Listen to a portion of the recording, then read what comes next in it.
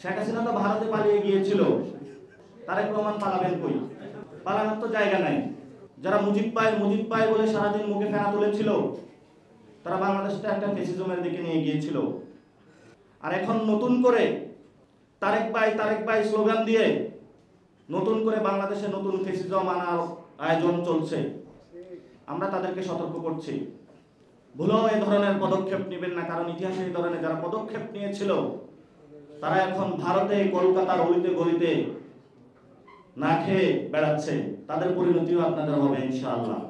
যদি রিফর্মের দিকে আপনারা যেতে না পারেন, তাহলে বিএনপি নামক যে দলটা আছে নিশ্চিহ্ন হওয়ার পথে হাঁটবে ইনশাআল্লাহ। ইলেকশন যদি পিছিয়ে যায়, আপনারা দুই দল ইতিহাসে ইলেকশন পিছানোর জন্য দায়ী থাকবেন। কিন্তু ৭১-এর মুক্তিযোদ্ধা কার্ড খেলে কেউ যদি স্বৈরাচার হইতে চায়, ২৪-এর শহীদ ফ্যামিলির কার্ড খেলে কেউ যদি আবার নব্য ফ্যাসিস্ট হতে চায়, সেখানে কোনো কিন্তু আমরা কম্প্রোমাইজ করব না। বাংলাদেশের যে বৃহৎ দুইটি দল বর্তমানে রয়েছে, একটি হলো বিএনপি আর একটি হলো জামায়াত। জামায়াত তো আগে ছোট দল ছিল, এখন হুট করে বড় হয়ে গিয়েছে গ্যাপ মার্কেটে।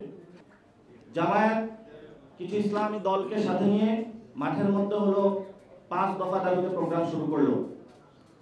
বিএনপি হলো নমিনেশন দিয়ে ক্যান্ডিডেটদেরকে বললো তোমরা মাঠে শোডাউন দাও। এর মধ্যে হলো আপনারা জানেন যে কয়েকজন মারাও গেছে। এবং জামায়াতের যখন মাঠে নামলো, সেখানে বিএনপি বলল যে ৭১-এর পরাযুক্তি শক্তি আবার মাঠে চলে আসছে। তো আপনারা একই সাথে ঐক্যমত কমিশনে ছিলেন, একই সাথে মিটিং করলেন, একই সাথে সবকিছু করলেন। এখন যখন একটা পর্যায়ে আলোচনা টেবিলে আসলো, ভোটের প্রশ্ন আসলো, তখন এক দল যেটা আওয়ামী লীগের সময় ছিল বিষেধগার করা, সেই প্রক্রিয়ার মধ্যে আপনারা চলে গেলেন। আমরা এখনো দুই দলকে আহ্বান জানাই যে বাংলাদেশে যদি রিফর্ম না হয়, জুলাই সনদ বাস্তবায়ন না হয়, জুলাই সনদের আইনি ভিত্তি না হয়, তাহলে কিন্তু ইলেকশন যদি পিছিয়ে যায়, আপনারা দুই দল ইতিহাসে ইলেকশন পিছানোর জন্য দায়ী থাকবেন। আপনাদের দুইটি দলকেই দ্রুত গতিতে জুলাই সনদের আইনি ভিত্তি বাস্তবায়নের একটি পদ্ধতি খুঁজে বের করে ফেব্রুয়ারিতে ইলেকশন করার জন্য দ্রুত পদক্ষেপ নিতে হবে। আর যদি আপনারা পদক্ষেপ নিতে ব্যর্থ হন, আপনারা জানেন যে ইতিমধ্যে সমঝোতার যে ডেডলাইন ছিল সেটা শেষ হওয়ার পথে, শেষ হয়েও গিয়েছে মনে হয়। কিন্তু দুইটা দল থেকে আমরা মাঠের মধ্যে মারামারি, তর্কযুদ্ধ দেখলাম, কোনো সমাধান আমরা দেখলাম না। তাহলে সরকার যদি বিএনপির পক্ষে যায় বা জামায়াতের পক্ষ হয়ে কোনো স্টেটমেন্ট দেয়, ঐক্যমত কমিশনের ভাষ্য থেকে বের হয়ে নোট অফ ডিসেন্টকে ঢুকানোর যদি কোনো পায়তারা করে, তাহলে কিন্তু আমরা সবাইকে নিয়ে শহীদ ফ্যামিলি থেকে শুরু করে আহত যারা যোদ্ধা রয়েছেন, আমরা রাজপথে আবার যাব। দুইটা দলকে কিভাবে বাধ্য করাতে হয় আমরা সে বিষয়ে খুব ভালো করে জানি। তবে যেই ভোটগুলো বাড়াইছেন, কেউ সোশ্যাল ওয়েলফেয়ার করে, কেউ হলো শহীদ ফ্যামিলির নিয়ে পলিটিক্যাল ব্র্যান্ড অ্যাম্বাসাডর যোগ করে, এই দুইটা দলের ভোট ব্যাংক কিন্তু আবার নিচের দিকে নামতে থাকবে। তাহলে আগামীতে ভোট পাবে কারা? ভোট পাবে তারাই। আদেশ হবে, কিন্তু এটার কিন্তু আগামী ৫ বছরে বাস্তবায়ন করতে হবে। এই বাস্তবায়ন প্রক্রিয়াতে আগামী ইলেকশনের আগে একটি রিফর্ম অ্যালায়েন্স হবে। সংস্কার জোট গঠনের প্রক্রিয়া চলছে।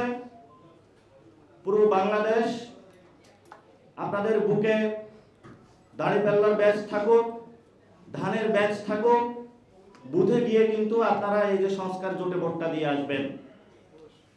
কারণ যদি ধানের ব্যাচে আপনারা ভোটটা দেন, তাহলে বাংলাদেশে কোনো সংস্কার হবে না। দাড়িপাল্লার যদি আপনারা সেখানে ভোট দেন, কোনো সংস্কার হবে না। আর আমরা আগামীর পার্লামেন্টে কোনো একক নেতৃত্বে পার্লামেন্ট দেখতে চাই না। কারণ সংস্কার প্রক্রিয়াকে বাধা দিয়ে উনি ইতিমধ্যেই দেখিয়ে দিয়েছেন যে আমি সংস্কারের বিরোধী, আমি রাজা, আমি ফ্যাসিস্ট হয়ে ওঠার প্রচেষ্টায় আছি। তাহলে একটা ফ্যাসিস্টকে বিদায় করে কেন আমি আরেকটা ফ্যাসিস্টকে নিয়ে আসবো? এটা তো কোনো যৌক্তিকতা হতে পারে না। শেখ হাসিনা তো ভারতে পালিয়ে গিয়েছিল, তারেক রহমান পালাবেন কই? পালানোর তো জায়গা নাই।